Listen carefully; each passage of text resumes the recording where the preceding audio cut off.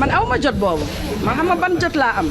di liggéey nit ñi di ko reconnaître di xam ne li dafa baax.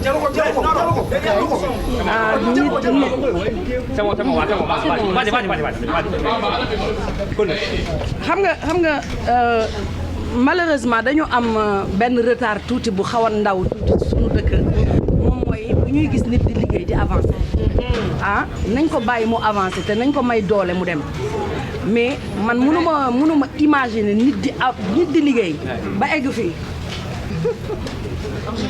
te ñu moom suñu Sénégal ñun ñëpp ñu bokk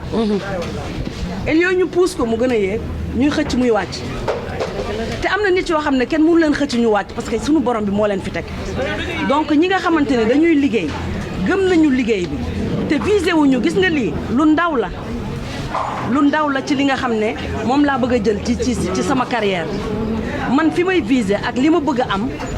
lii moo ci gën a tuuti donc man ay lobby ay yooyu vraiment man du ma ko sax déglu